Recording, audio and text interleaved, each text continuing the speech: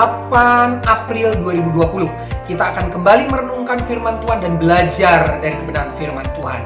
Pembacaan Alkitab setahun secara kronologis sampailah kita di 1 Samuel 4 sampai 8. 1 Samuel 4 sampai 8. Pasal-pasal ini banyak bercerita tentang peperangan, khususnya bangsa Israel dengan orang Filistin.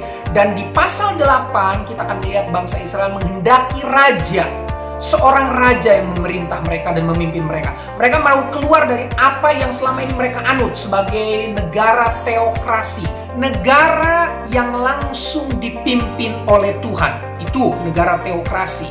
Menganut paham ini. Dan mereka mau tinggalkan itu. Saudara, kalau kita perhatikan pasal demi pasal dari kitab ini, kita akan melihat bangsa Israel kalah perang dengan orang Filistin dan kemudian mereka menang.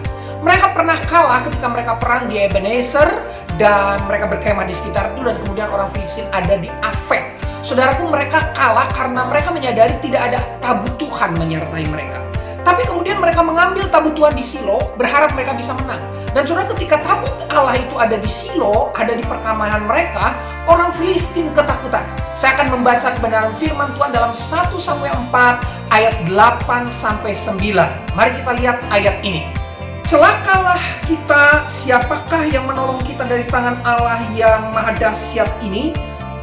Inilah juga Allah yang telah menghajar orang Mesir dengan berbagai-bagai tulah di padang gurun. Kuatkanlah hatimu dan berlakulah seperti laki-laki, hai orang Filistin, supaya kamu jangan menjadi budak orang Ibrani itu seperti mereka dahulu. Ia menjadi budakmu. Berlakulah seperti laki-laki dan berperanglah.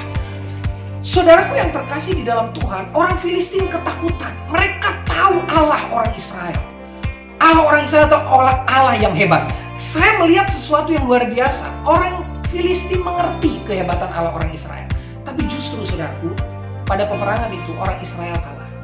Orang Israel hanya terbawa euforia karena tabut Allah ada bersama mereka. Mereka lupa untuk mereka mempercayai Tuhan lebih sungguh. Saudara, hidup dalam Tuhan itu harus mempercayai Tuhan lebih sungguh. Bukan hanya karena kita orang Kristen, karena kita tahu kita punya Tuhan. Tapi kita harus percaya.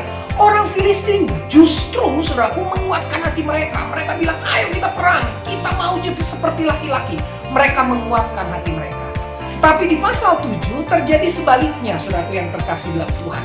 Justru di pasal 7 orang Filistin menyerang orang Israel. Orang Israel di pasal 7, saudara, menguatkan hati mereka. Dan betul, ketika mereka ketakutan, Samuel berseru kepada Tuhan. Bangsa Israel minta Samuel berseru kepada Tuhan. Kekuatan mereka muncul, kepercayaan mereka muncul, mereka jadi pemenang. Itu peperangan di Mizpah. Mari kita renungkan kebenaran firman Allah ini. Kita mau percaya, kita mau kuat, bukan hanya sekedar karena kita punya Tuhan, tapi kita mau sungguh meresponi keberadaan Tuhan dalam hidup kita. Selamat beraktivitas, Tuhan Yesus memberkati. Ingat, terus ada dalam disiplin rohani. Shalom.